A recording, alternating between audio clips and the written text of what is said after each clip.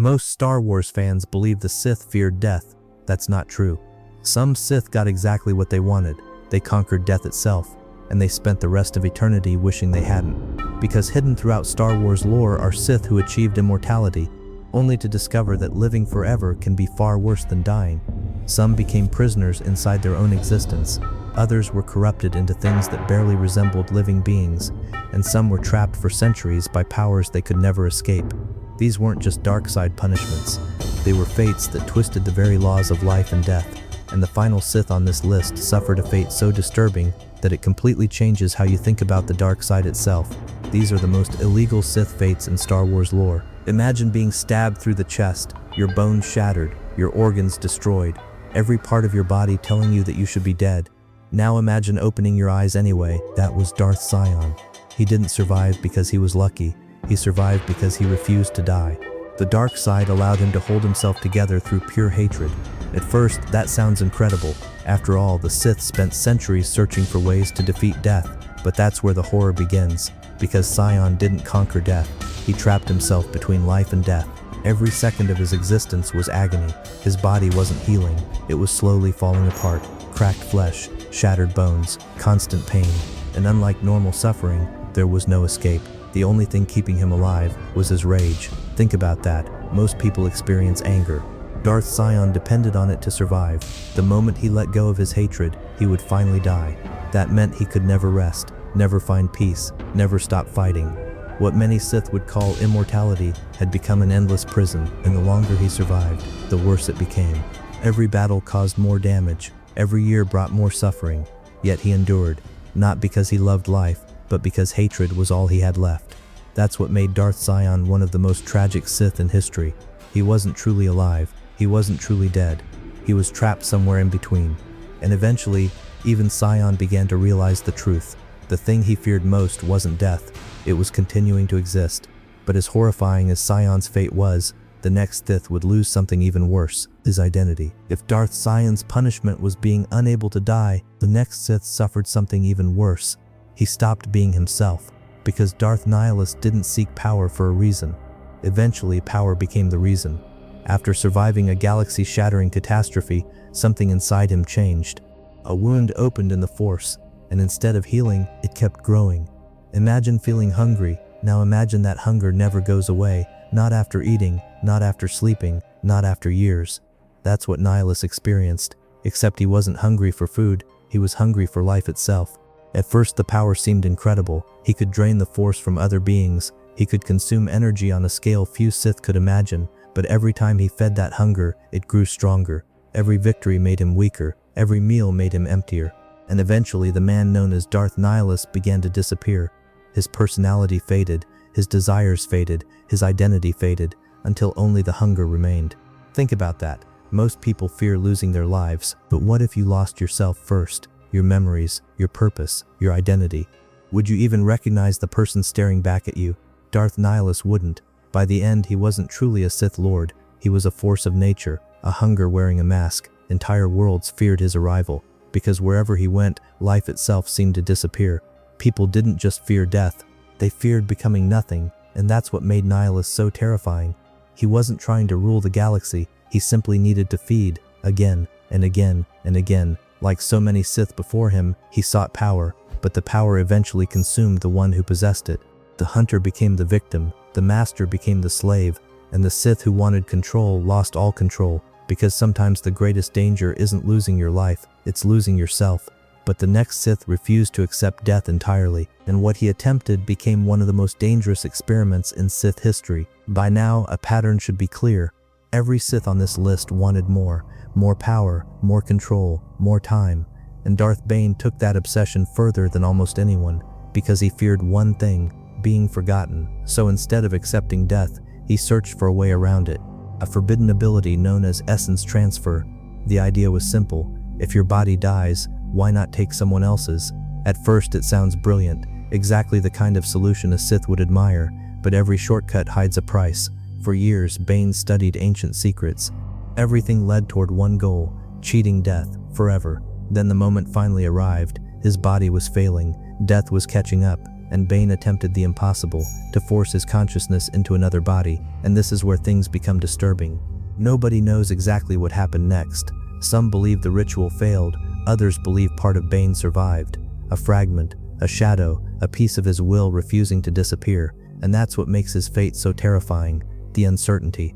Imagine spending your entire life chasing immortality only to end up trapped between victory and failure, between life and death, never knowing if you truly succeeded. It's the ultimate Sith irony, but Bane's obsession with escaping death was only the beginning, because the next Sith turned that obsession into an entire legacy. Most Sith wanted to survive. Darth Andeddu wanted something far more dangerous. He wanted to make death irrelevant. Unlike many Sith Lords who chased conquest and war, Andeddu was obsessed with one thing: the fear of dying. Most people accept death. Andeddu refused. So he searched for answers hidden deep within forbidden Sith knowledge, ancient secrets, dark teachings, powers even other Sith feared. Eventually he discovered what he believed was the answer, a way to preserve himself beyond death, to continue existing after his body was gone. To him it sounded like freedom, but it became a trap, because the more he focused on escaping death, the less he cared about living. Power became secondary, legacy became secondary, everything became secondary, only survival mattered. And when survival becomes your only purpose, you've already built your own prison. His obsession consumed everything, and even after he was gone, his knowledge remained, hidden, waiting, tempting future Sith with the same promise: you don't have to die.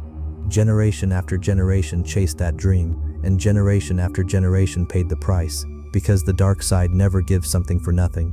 Every reward has a cost, every shortcut demands payment. That's why Andeddu's legacy wasn't a gift, it was a warning. A prison disguised as freedom. But the next Sith would take immortality even further, because he didn't just preserve his knowledge, he preserved himself. By now you've probably noticed something disturbing. Every Sith on this list feared death, but Darth Momin feared something else: being forgotten. For Momin, death wasn't the enemy, obscurity was. The idea that nobody would remember his name. Unlike most Sith, Momin wasn't obsessed with ruling galaxies. He saw himself as an artist, a creator, someone determined to leave a permanent mark on reality. That might not sound dangerous until you realize what kind of art he admired. Momin believed destruction could be beautiful, chaos could be meaningful, and suffering could become a masterpiece. The more he embraced those ideas, the further he drifted from ordinary Sith thinking. Even other Sith viewed him as unpredictable, and unpredictable Sith are often the most dangerous. Then came the moment that should have ended everything: death. For most people, that's where the story ends. For Momin, it was only the beginning, because somehow, part of him survived, inside a mask. Imagine discovering an ancient artifact, something harmless, something forgotten, then learning that the mind behind it is still there, watching, waiting, influencing. For centuries, Darth Momin became exactly that, a shadow trapped inside a mask, neither fully alive nor truly gone. It sounds like immortality, until you realize it's also imprisonment. And that's the dark side's favorite trick: turning rewards into punishments, turning power into prisons. Yet Momin remained dangerous, even after death, and that's what makes his fate so disturbing. Not just that he survived, but that he could still influence the living long after he should have been gone. But even Momin's fate doesn't compare to the next Sith, because the next name on this list survived not for centuries, but for lifetimes. Up until now, every Sith on this list shared the same weakness: they were fighting against death. Darth Vitiate wanted to eliminate it, and for a terrifying amount of time, it looked like he had succeeded. While most Sith spent their lives chasing power, Vitiate spent lifetimes collecting it. Generations came and went, empires rose and fell, yet somehow he remained. At first, that sounds like the ultimate victory: unlimited time, unlimited power, unlimited opportunities. But immortality changes people. Friends disappear, enemies disappear, entire civilizations disappear. Everything becomes temporary, everything except you, and the longer Vitiate survived, the larger his ambitions became. A kingdom wasn't enough, a planet wasn't enough, even an empire wasn't enough. His hunger kept growing, because when unlimited power meets unlimited time, the results are rarely good. For years, stories spread about his impossible survival. To his followers, it seemed like proof that he had finally conquered death. But there was a flaw: the dark side always demands something in return. And the greater the reward, the greater the cost. That's why Vitiate's story isn't really about immortality, it's about obsession. The moment survival becomes more important than living, because despite all his power and all his centuries, he was still running from the same thing every Sith fears: the end. And in the end, that fear became his prison. But even Vitiate wasn't the final entry on this list, because the next Sith spent decades preparing for the impossible, and when the galaxy believed he was gone forever, he came back. By the time we reach Darth Sidious, the pattern is impossible to ignore. Every Sith on this list believed the same lie, that with enough power, enough knowledge, enough time, death could be beaten. And no Sith chased that dream harder than Emperor Palpatine. Unlike the others, Sidious didn't just study the secrets of immortality, he collected them. For decades, he searched for forbidden knowledge hidden across the galaxy. Ancient rituals, lost teachings, dark side experiments, anything that might help him control the one thing nobody can control: the end. And for a while, it looked like he had already won. He destroyed the Jedi, built a galactic empire, ruled the galaxy. Everything the Sith had worked toward for 1,000 years finally belonged to him. From the outside, Palpatine looked unstoppable, but there was one problem. Power doesn't remove fear. Sometimes it amplifies it, because the more someone has, the more they fear losing it. And Palpatine had everything, which meant he had everything to lose. That's why his obsession with survival never disappeared. Even at the height of his power, he was still searching, still preparing, still trying to escape mortality. And that's what makes his story so fascinating. It reveals the hidden weakness at the heart of the Sith. They don't seek power because they feel strong. They seek power because they're terrified of being powerless. The fear never leaves. Nothing cures it. Then came the moment that should have ended everything. The fall of the Emperor, the end of his reign. Except it wasn't, because Palpatine never intended to accept defeat, not truly. Even after everything he achieved, he was still trying to escape the same reality that haunted every Sith before him: mortality. And that's why his fate belongs on this list, not because he feared death, but because of what that fear turned him into. The endless search, the endless preparation, the endless refusal to let go. And when you look at every Sith on this list, you begin to notice something. None of them were truly chasing immortality. They were running from fear. And fear is a terrible master. The more you obey it, the more power it gains over you. If you enjoyed this deep dive into the darkest Sith fates in Star Wars lore, make sure to subscribe for more Star Wars stories, hidden lore, and dark side mysteries. And let me know in the comments, which Sith fate do you think was the most terrifying? Darth Sion, Darth Nihilus, or someone else entirely? May the Force be with you, and I'll see you in the next one.